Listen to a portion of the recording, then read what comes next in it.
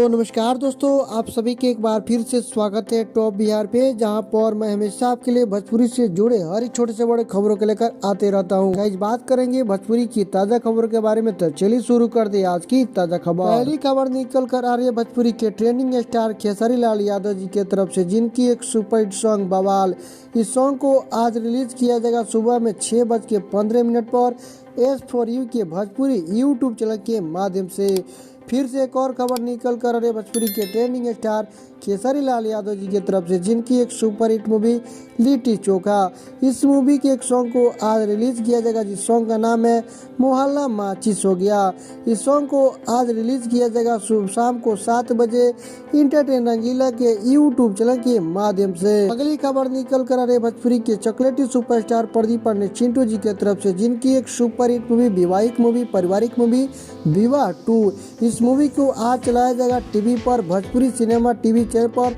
शाम को 7 बजे। अगली खबर निकल कर रहे भोजपुरी के सुपरस्टार सिंगर प्रमोद प्रेमी यादव जी की तरफ से, जिनकी एक सुपरहिट सॉन्ग सौतीन के बोलिया, इस सॉन्ग को आज रिलीज किया जाएगा आदि शक्ति फिल्म के यूट्यूब चैनल के माध्यम से। अगली खबर निकल कर आ रही है भोजपुरी के युवा सुपरस्टार अरविंद कला कल्लू जी की तरफ से, जिनकी एक सुपरहिट सॉन्ग एक गर्लफ्रेंड बनबू का, इस सॉन्ग को आज रिलीज किया जाएगा सुबह में 6 बजे वर्ल्ड वाइड रिकॉर्ड के भोजपुरी यूट्यूब चैनल के माध्यम से। दोस्तों, आज के इस गाने में एक गर्लफ्रेंड बनबू का, इस वीडियो गाने में आप सभी को दुबई के कुछ ऐसे सीन देखने को मिलेंगे जो आप सब कभी ने नहीं देखा होगा। अगली खबर निकल कर आ रही है भोजपुरी के सुपरस्टार सिंगर गुंजन सिंह की तरफ से, जिनकी एक सुपरहिट सॉन्ग ब्यूटीफुल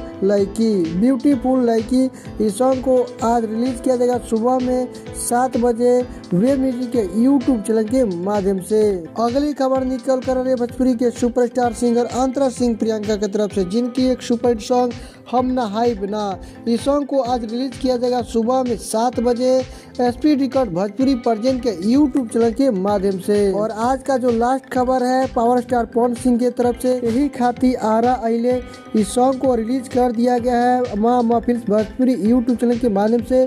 दोस्तों, इस गाने पर बहुत सारे विवाद भी हो रहे हैं। इसके विवाद के बारे में सुबह में 10:15 पर वीडियो आएगा, विशेष रूप से सुनेगा क्या अक्षय सिंह ने इस गाने के बारे में बोला, क्या लोग इस गाने के बारे में बोल रहे हैं, कैसा गाना है, तो इसके बारे में 10:15 पर वीडियो आएगा, तो आप लोग जरूर देखिएगा। तो चलिए दोस्तों, इस खबरों को यहीं पर समाप्त करते हैं, तब तक लिए बाय बाय, टेक केयर।